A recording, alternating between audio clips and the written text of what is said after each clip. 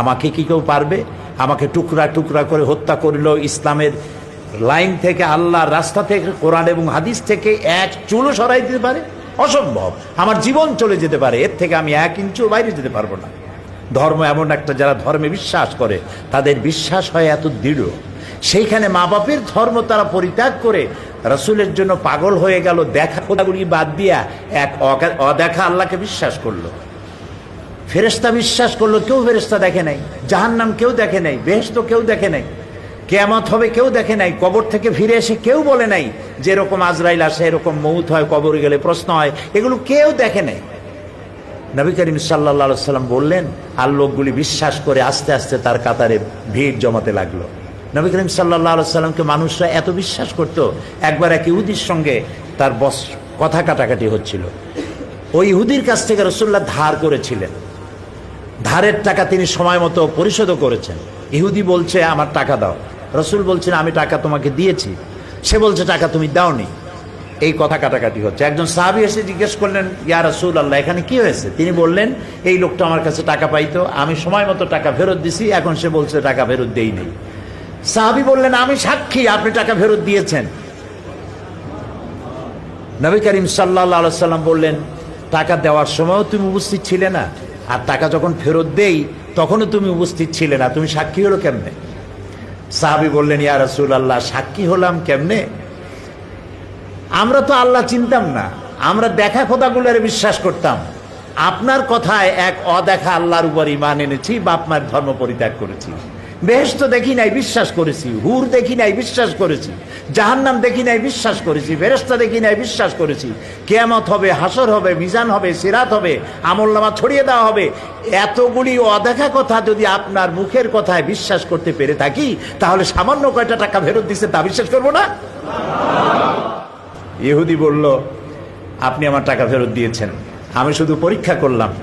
আর ইহুদি রইলাম না, লা ইলাহা ইল্লাল্লাহু মুহাম্মাদুর রাসূলুল্লাহ। রাসূলুল্লাহ যা করেছিলেন তার চরিত্র দিয়ে করেছিলেন, অনুপম চরিত্র, পৃথিবীতে যার নজির নেই।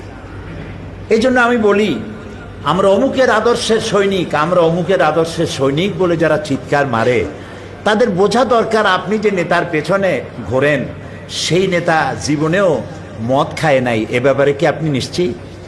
ওই নেতা জীবনেও মিথ্যা কথা বলে নাই, এ ব্যাপারে কি আপনি নিশ্চিত? ওই নেতা জীবনেও ওয়াদা খেলাপ করে নাই, এ ব্যাপারে কি আপনি নিশ্চিত? এই নেতা জীবনেও কোনোদিন পরনারী স্পর্শ করে নাই, এই ব্যাপারে কি আপনি নিশ্চিত? এর কোনো ব্যাপারে আপনি গ্যারান্টি দিতে পারেন না, অথচ তার জন্য জীবন দিতে পারেন। ফাইনা তাযহাবুন, কোথায় চলছেন আপনি? এমন এক ব্যক্তিকে আল্লাহ নেতা বানিয়েছেন, নেতা করে দুনিয়া পাঠিয়েছেন, যিনি সর্বকালের সর্বযুগের আয়নার মতো পরিষ্কার চেহারা, যাকে দেখতে কোনো লাইটের দরকার হয় না, দিনেও দেখা যায়, রাতেও দেখা যায়। দ্বীপ্রহরের সূর্য অন্ধ অবলোকন করতে পারে, সে চোখ দিয়ে দেখে না, কিন্তু অনুভব করে দ্বীপ্রহরের একটা সূর্য উঠেছে, যার তাপ এসে তাকে বলে দেয় এখন দুপুরের রোদ, চৈত্র মাসের দুপুরের রোদ। সুতরাং নবী করিম সাল্লাল্লাহু আলাইহি ওয়াসাল্লামের চরিত্র ছিল আকাশের সূর্যের মতো দীপ্তমান, গোটা বিশ্বের মানুষের কাছে উজ্জ্বল, যার জন্ম থেকে শুরু করে মৃত্যু পর্যন্ত এমন একটা দিক নাই, বিভাগ নাই যা সাহাবায়ে কেরাম সংরক্ষণ করেন নাই। জীবনের সব কিছু লিপিবদ্ধ হয়েছে। আপনি কোন নেতা পাবেন এমন বলেন, একজন নেতার নাম বলেন যার লেখাপড়া জন্ম, লেখাপড়া মৃত্যু, আর জীবনের রাজনৈতিক একটা বক্তৃতা, এছাড়া আপনি কি জানেন? আর বইতেই বা কি লেখা আছে? নবী করিম সাল্লাল্লাহু আলাইহি ওয়াসাল্লামের জীবনকে যারা সংরক্ষণ করেছেন, তার জীবনী যারা লিখেছেন, আসমাউর রিজাল, যারা তার জীবনী সংরক্ষণ করেছেন, কথা, কাজ এবং মৌন সম্মতি যারা সংরক্ষণ করেছেন, তাদের সংখ্যা হচ্ছে 1 লাখের ওপরে। পৃথিবীর কোনো মানুষের জীবনকে এইভাবে হাই পাওয়ারের মাইক্রোস্কোপ যন্ত্র দিয়ে কোনো মানুষকে এভাবে দেখা হয় নাই যা দেখা হয়েছে রাসূলকে। শামাইলে তিরমিজি পড়েন, এটা বাংলা হয়ে গেছে, নামটা কি? শামাইলে তিরমিজি কিনে দেখেন, রাসূলের তুচ্ছ ঘটনাগুলিও সেখানে, তুচ্ছ কাজগুলিও, এগুলি তুচ্ছ বলছি যে গুরুত্বপূর্ণ নয়, এরকমের কেমনে দাঁত খেলাল করতেন, কেমনে হাসতেন, কেমনে বসতেন, কেমনে কাপড় পরতেন, কেমনে ঘুমাতেন, কিভাবে তিনি কথা বলতেন, কিভাবে দাঁড়াতেন, কিভাবে কোনটা কিভাবে কি করতেন, প্রত্যেকটি জিনিস লিপিবদ্ধ হয়েছে, একটি জিনিসও বাদ পড়ে নাই, সব লিপিবদ্ধ হয়েছে। পৃথিবীতে এই রকমের কোন মানুষ এরকম কোন নেতা পৃথিবীতে আর আসে নাই। মুহাম্মদ রাসূলুল্লাহ সাল্লাল্লাহু আলাইহি সাল্লাম গোটা পৃথিবীর সর্বশ্রেষ্ঠ মহামানব, তার জীবনকে সংরক্ষণ করা হয়েছে পৃথিবীর মানুষকে এই পথে পরিচালিত করার জন্য। তিনি ছিলেন গোটা বিশ্ববাসীর জন্য রহমত, তাই তিনি তার আচরণে মানুষ মুগ্ধ হয়েছে। তার কপালে লেখা ছিল না যে তিনি নবী, তার পিঠে লেখা ছিল না তিনি নবী, অথচ তিনি যখন তার স্ত্রীকে দাওয়াত দিয়েছিলেন, হযরতে খাদিজাতুল কুবরা রাদিয়াল্লাহু তাআলা আনহাকে যখন ইসলামের দাওয়াত দিলেন যে আমি আল্লাহর নবী, আমার উপরে ঈমান আনো, আমাকে বিশ্বাস করো, আল্লাহ এক, আল্লাহর উপরে ঈমান আনো, এই কথা যখন তিনি দাওয়াত দিয়েছিলেন, হযরত খাদিজা কি দেরি করেছিলেন?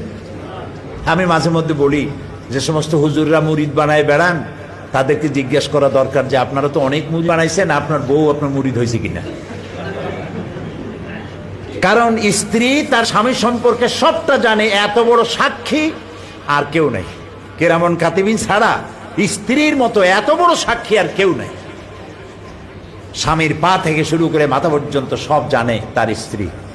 নবী করিম সাল্লাল্লাহু আলাইহি ওয়াসাল্লাম যখন দ্বীনের দাওয়াত দিলেন, হযরতে খাদিজাতুল কুবরা রাদিয়াল্লাহু তাআলা আনহা এক সেকেন্ড দেরি করেন নাই, সঙ্গে সঙ্গে বলেছেন, আবুল কাসেম, হে কাসেমের পিতা মুহাম্মদ সাল্লাল্লাহু আলাইহি ওয়াসাল্লাম, আমি কালেমা ঘোষণা করছি, লা ইলাহা ইল্লাল্লাহু মুহাম্মাদুর রাসূলুল্লাহ। আপনার সঙ্গে আমার বৈবাহিক জীবন এই 15 বছর হলো, 25 বছরে বিয়ে হয়েছে আপনার বয়স তখন, আর তখন তার বয়স ছিল 40। নবুয়ত পেলেন 40 বছর, মাঝখানে গেল কত বছর? এই 15 বছর পর্যন্ত আপনার সাথে আমার বৈবাহিক সম্পর্ক, স্বামী স্ত্রীর ঘর কন্যা করে 15 বছর যাবত আপনার জীবনকে আমি দেখেছি। আপনি কোনো সাধারণ মানুষ নন, আপনি অবশ্যই আল্লাহর নবী, এতে কোনো সন্দেহ আমার নাই। তো নবী